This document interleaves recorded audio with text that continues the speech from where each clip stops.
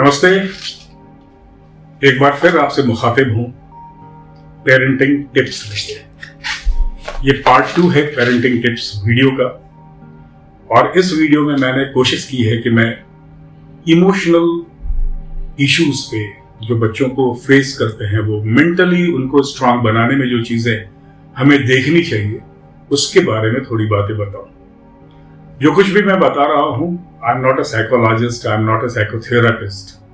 वो अपने personal experience से, जो अपने चारों तरफ के माहौल को देखा है, अपने घर को देखा है, अपने बाहर को देखा है, अपने बच्चों को देखा है, दूसरों के बच्चों को देखा है, दोस्तों के बच्चों को देखा है, उन सब से जो कुछ मेरा ऑब्जर्वेशन रहा है, मैं उसके बेसिस पे कुछ टिप्स आपको देने जा रहा हूं। ध्यान से सुनिएगा। बहुत ज्यादा लंबा नहीं खींचने की कोशिश करूंगा इस वीडियो को, क्योंकि मैं थर्ड पार्ट भी बनाना चाहता हूं इस पर, और वो है how to protect your children from the onslaughts of social media.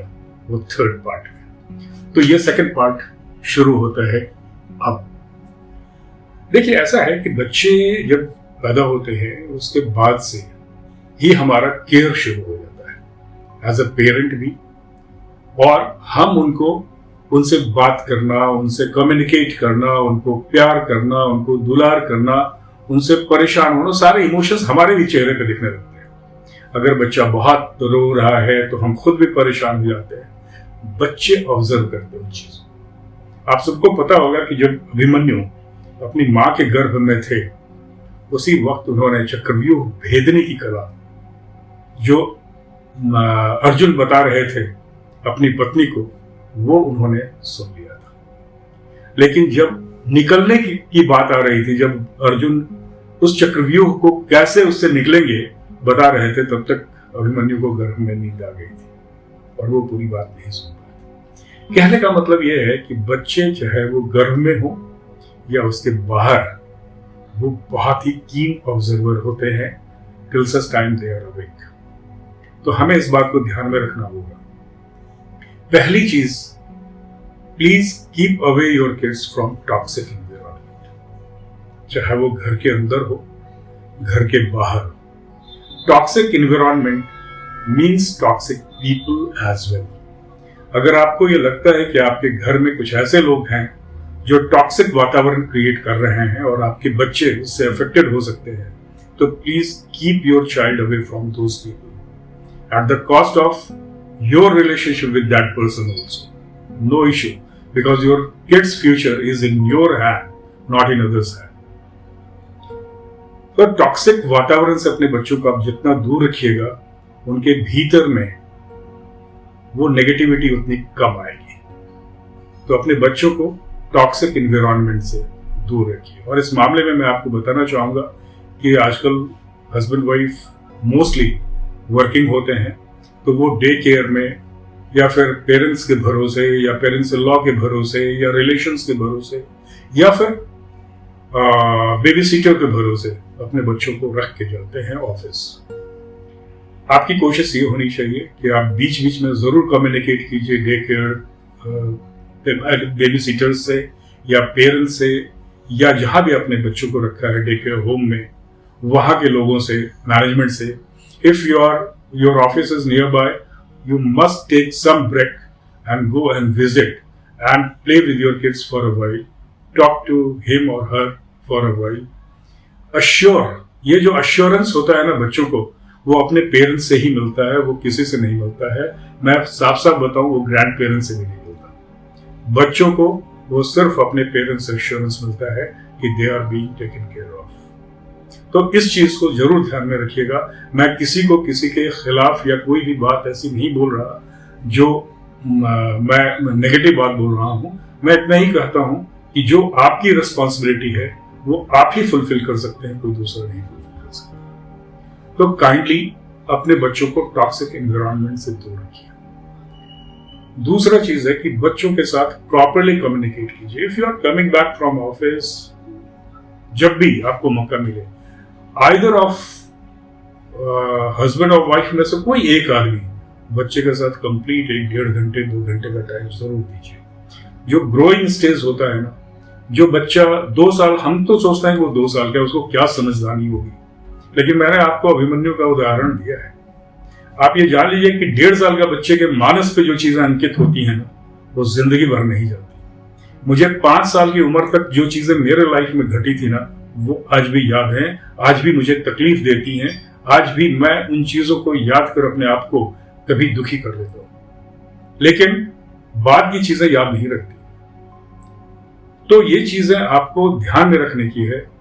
मैं एक एग्जांपल देना चाहूंगा कि जब आप सी बीच पे जाते हो ना, तो बालू, जो जितना समुद्र के पानी के किनारे वाला जो पोर्शन होता है ना, वो उतना ही सॉफ्ट बालू होता है, उसमें पैर आपका उतना ही धंसता है, उस पर इम्प्रिंट उतनी ही देर तक रहता है। लहर आएगा मिटा देगा, वो बात भूल जाइए। जो इम्प्रिंट होता है वो ज्यादा डीपर होता है, और बालू जितना दूर होता है जहां पानी नहीं आता है, आप वहां पे इम्प्रिंट डालने की कोशिश कीजिए, क्योंकि वो भींगा हुआ नहीं है तो उस पर ज्यादा देर इम्प्रिंट होता नहीं, ज्यादा डीप नहीं जाता। कहने का मतलब कि बच्चों का जो मानस होता है वो बहुत सॉफ्ट होता है, वहां जो इम्प्रिंट पड़ता है ना, वो बहुत जबरदस्त और बहुत दिनों तक रहता है। तो यह कोशिश कीजिए कि बच्चों को नेगेटिव एनवायरनमेंट से दूर रखिए, नेगेटिव लोगों से दूर रखिए, नेगेटिव बातों से दूर रखिए। आप जो बातें बताएंगे, जो बातें रिपीट करेंगे दिन भर, वही उन्हें याद रहेगा। दूसरी चीज, मैंने नेगेटिव एनवायरनमेंट के बारे में भी कहा है, नेगेटिव बातों के बारे में भी कहा है। तीसरी चीज ये है कि जब भी बच्चों से कम्युनिकेट कीजिए, ऑलवेज पॉजिटिव शब्दों का प्रयोग कीजिए।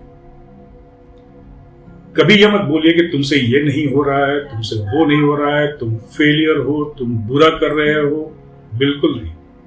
अपने बच्चों को जरूर बोलिए, उनको ये सिखाइए, उनमें ये अदम्य इच्छा बनी रहे कि वो प्रगति करें।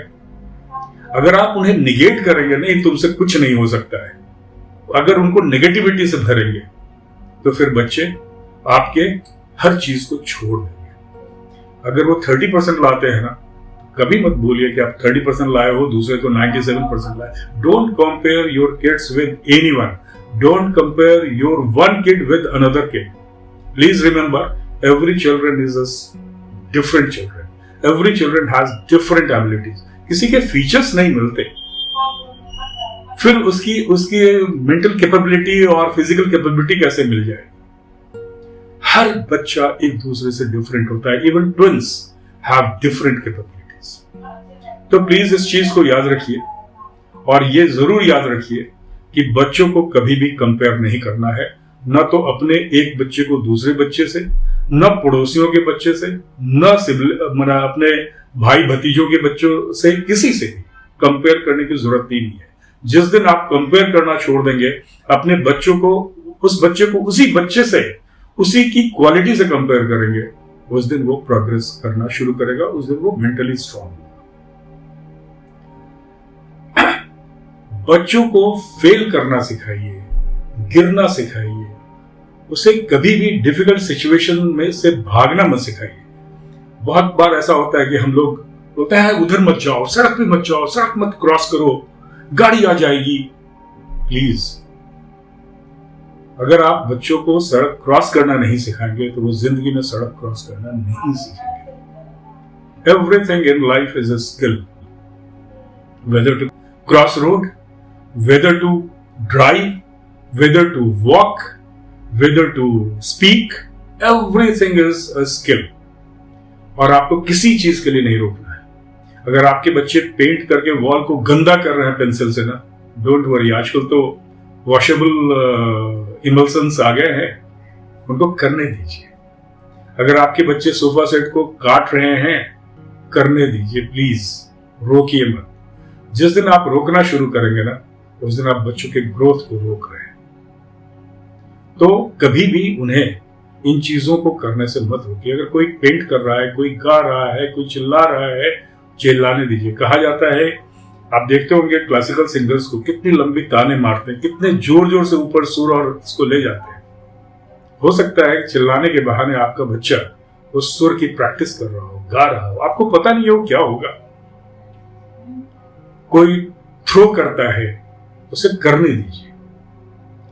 बच्चों को ऑब्जर्व करना आपका काम है एज अ पेरेंट। उसमें नेगेटिविटी भी मत भरिए, उसे यह भी मत बताइए, उसमें इनसफिशिएंसी का जो एक इनपुट होता है वो मत डालिए कि तुम इनसफिशिएंट हो, तुम में ये कमी है, कभी नहीं। बच्चों को हरदम बोलिए कि तुम में ये क्वालिटीज है, तुमको ये चीज है और इसको तुम फर्दर इंप्रूव कर सकते हो। Communication is very very important, और बच्चों से उनकी भाषा में बातें कीजिए। कहा जाता है आप जितने पॉजिटिव वर्ड्स का प्रयोग करोगे ना, वो उतने ही स्ट्रांग होंगे।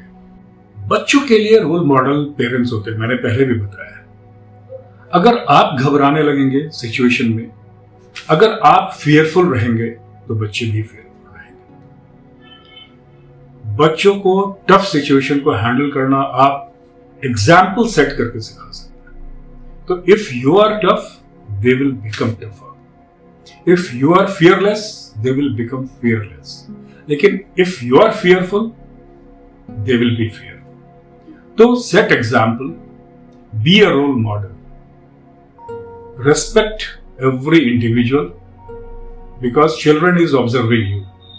If you are not respecting your siblings, if you are not respecting your parents, if you are not respecting people around you in society or in office, or speaking bad about them, your children will pick up those words and they will speak in the same language. If you want your children to develop good habits, you have to show them how to be, what are the good habits. You cannot tell them कि these are the books, please read it. Good habits इसमें लिखा हुआ है, please read. कितने good habits आपको acquire करने चाहिए? No. Show them what are the good habits. If you are not following good habits, if you are not disciplined, if you are not punctual, if you have some habits which should not be there, you feel that those habits should not be there in my child, leave those habits.